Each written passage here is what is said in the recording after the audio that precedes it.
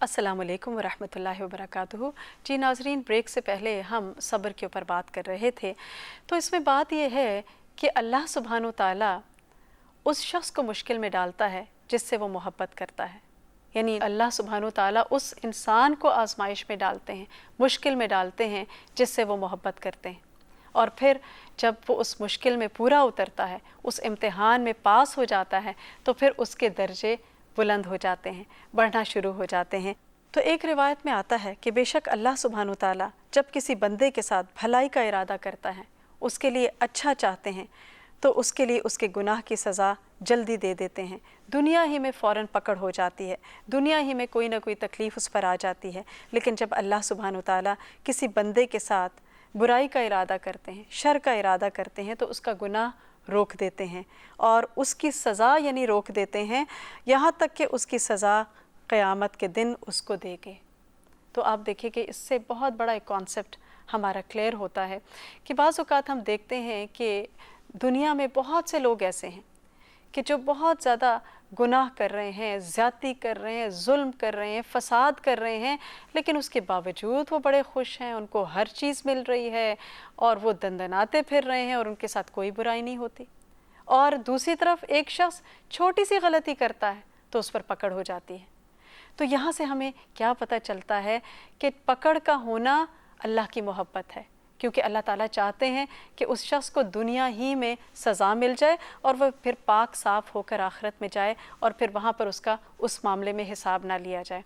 लेकिन एक दूसरा शख्स है कि जो गुनाह पर गुनाह कर रहा है और अपने गुनाहों की वजह से अल्लाह सुब्हानो ताला को उसको नाराज़ किया हुआ है, तो अल्लाह ताला उसकी सदा को रोक लेते हैं। फिर दुनिया में उसको पकड़ नहीं होती, वो फल रहा है, वो फूल रहा है, लेकिन उसकी पकड़ एक ही दफ़ा होगी और जब वो पकड़ होगी तो फिर अल्लाह सुब्हानो ताला उसको छोड़ेंगे नहीं। फिर उसको जो सज़ा मिलेगी क़यामत के दिन आखिरत में, उससे बड़ी सज़ा कोई हो नहीं सकती।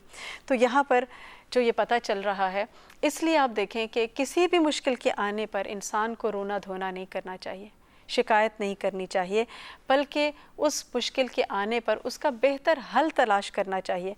और ये चीज़ हो नहीं सकती सवाए अल्लाह की मदद के। अल्लाह की मदद होती है तो इंसान को अच्छे हल भी मिलते हैं। और हदीस में भी आता है वमन यतसब्बर युसब्बिरुहुल्लाह, कि जो सब्र करना चाहता है अल्लाह सुब्हानो ताला उसको सब्र दे देता है, जो इरादा करता है अल्लाह सुब्हानो ताला उसको थाम लेता है।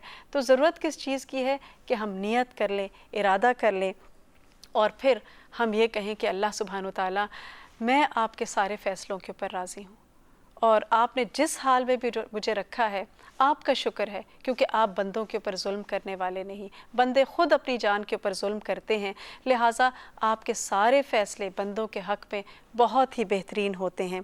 और फिर बजाय इसके कि इंसान कहे कि अल्लाह ताला मेरे ऊपर क्यों मुसीबत आई, मैं ही रह गई थी इस मुसीबत के लिए, नहीं, इंसान अल्लाह का शुक्र अदा करे, क्योंकि जो जिस हाल में भी अल्लाह इंसान को रखता है वो उसके लिए बेहतरीन होता है। और अल्लाह के रसूल सल्लल्लाहु अलैहि वसल्लम के ऊपर जब कोई मुश्किल आती थी तो आप फरमाते थे अल्हम्दुलिल्लाहि अला कुल्ली हाल, हर हाल में अल्लाह का शुक्र है। फिर इसी तरह जो शख्स किसी भी डिफ़िकल्टी को ये सोच कर एक्सेप्ट कर लेता है कि ये अल्लाह का फ़ैसला है मेरे बारे में, तो वो चीज़ उस चीज़ को अल्लाह सुब्हानो ताला उसके लिए आसान कर देते हैं। और चाहे वो जिस्मानी तकलीफ़ें हों, चाहे वो रूहानी और मेंटल अज़ियतें हों, उन सब के लिए आसानी हो जाती है। और आप देखिए कि जिस्मानी तकलीफ़ों में क्या होता है कि इंसान को बाज़ औक़ात थकावट हो जाती है, इंसान बीमार हो जाता है, कभी गर्मी लग रही है, कभी कोई और ऐसी भूख लगी है, कभी प्यास लगी है। तो इन सारी चीज़ों में इंसान को देखने की ज़रूरत है कि हमारे रिएक्शंस क्या होते हैं।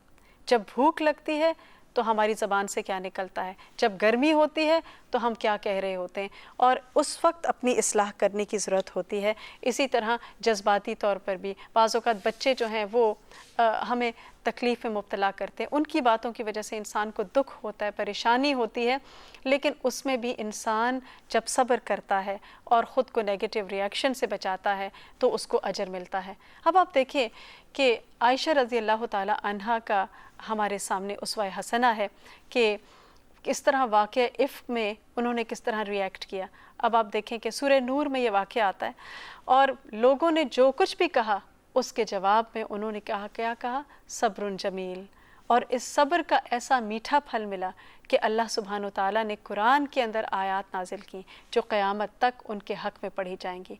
तो जिसका जितना बड़ा इम्तिहान होता है उतना ही बड़ा उसका अजर, उसका रिवॉर्ड और उसका सवाब होता है।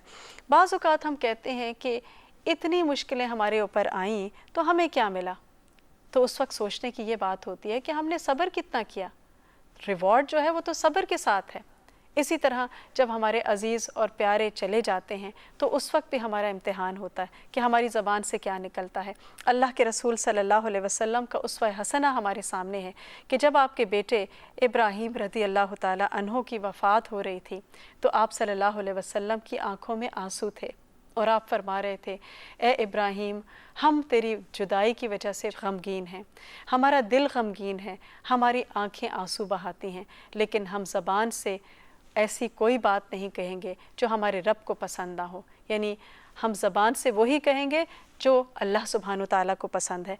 तो ये दरअसल सब्र है कि आपके दिल में गम भी है लेकिन ज़बान से कोई नेगेटिव बात नहीं निकल रही। आंसू बहाने की इजाज़त है, इंसान रो सकता है, लेकिन जज़ा फ़ज़ा करना और अल्लाह से शिकवे शिकायतें करना, मेरा बच्चा क्यों ले लिया, एक मेरा ही बेटा आपको मिला था, नहीं, ऐसी चीज़ें नहीं करनी चाहिए क्योंकि उसकी वजह से इंसान अपना अजर जो है वो गंवा देता है।